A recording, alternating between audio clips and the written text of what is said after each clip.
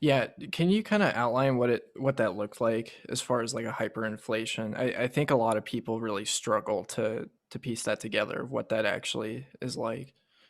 Yeah, I mean, and it wasn't hyperinflation in Egypt. It was just a steady inflation that became noticeable, right? So, which I mean, isn't better necessarily. Like hyperinflation is obviously really, really, really bad. But think of it this way: it's like you grow up your whole life thinking, okay, I want to get in this profession, and it's going to get me a job that makes X amount of dollars, which is a living wage, and I'm going to be able to have so and so house and live at this level of comfort and this level of lifestyle.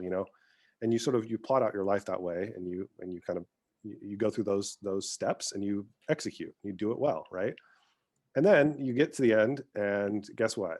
It's like you're making the same amount of money that you thought you were going to make. It's just you can't afford anything. Everything's become too expensive now. And so I think that's what people are experiencing here. We haven't really, that reality hasn't really set in yet. But we know that like college debt is a thing that people are experiencing with, maybe without the jobs that they were promised that pay the amount that they've signed up to make. And even if they are making the amount that they signed up to make, that money's not going as far as it used to or that they thought it would, right? So what's happening right now, I think, is a really good comparison to what my parents experienced almost 30 years ago when we left. Yeah, yeah, I think that's a great explanation. I definitely think that's what we're seeing right now. I mean, there's a lot of frustration and anger at things like inequality. There's a giant popular demand for different services to be paid by the government, and there's a huge popular opinion that we need a $15 minimum wage. And I think those are all symptoms of what you're describing in regards to experiencing inflation and it kind of pulling the rug under your feet. Um, Mhm. so yeah, one of the things that we really share is an urgency around Bitcoin. How does Bitcoin protect people from that or allow them to escape that rat race? Yeah, I think that's a really good question, and I think it's one of those things that you almost can't explain. You almost have to like experience it for yourself, because the more you get into it and you start seeing what's happening with the fiat system, the more you realize how badly we need something like Bitcoin. But then you start to actually like inhabit a Bitcoin mentality, and you start hodling, you start learning more about it, you start going down the rabbit hole. It changes you as a person, right? It changes your habits, it changes your perspective. You start living in a different paradigm, right? And so, and I think at the simplest level, it's you start saving, right?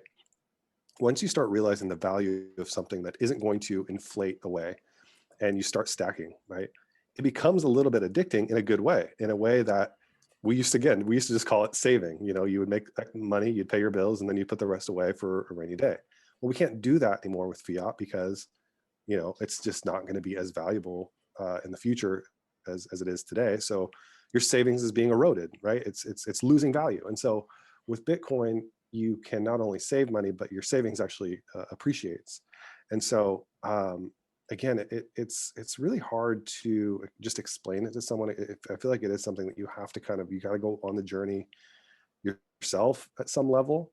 But when I do try to explain it to people, that's kind of where I start, is like, just think about it like saving. It's saving the best money that you could possibly save.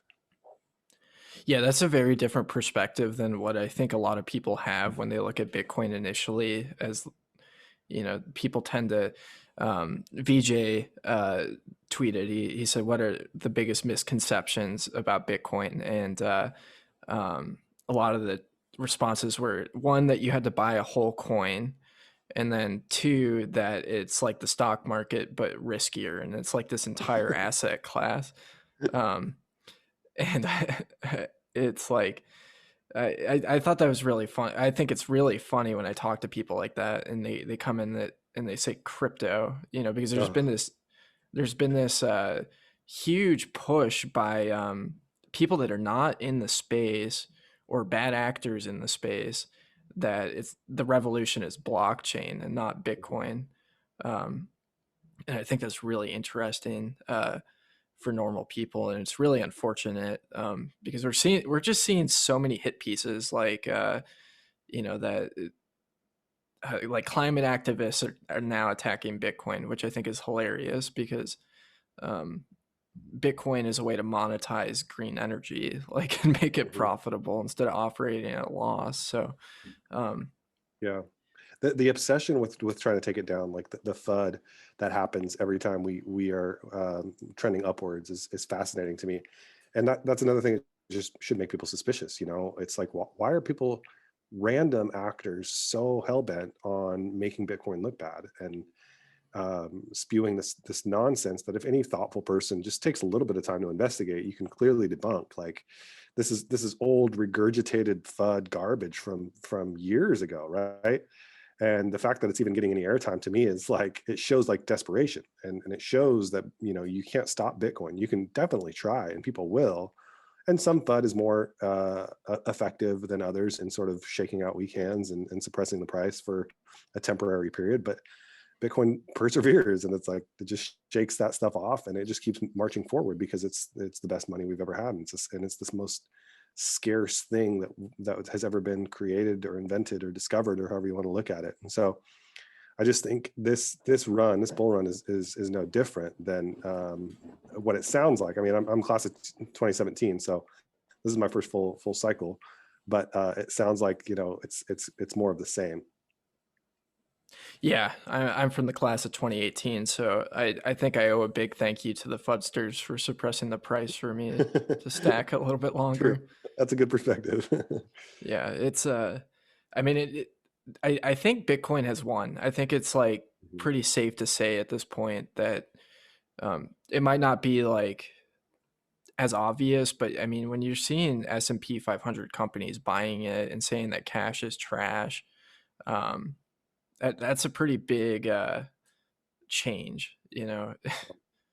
So The big question for me right now is like what the transition will look like, and at what point. There's people who say that it's going to coexist with the dollar, and inflation's just going to keep going. And I think we talked about this at our Monday night group, that like one day a Big Mac will be like $150, and people just get used to it. People just adjust, and I hope that's not true.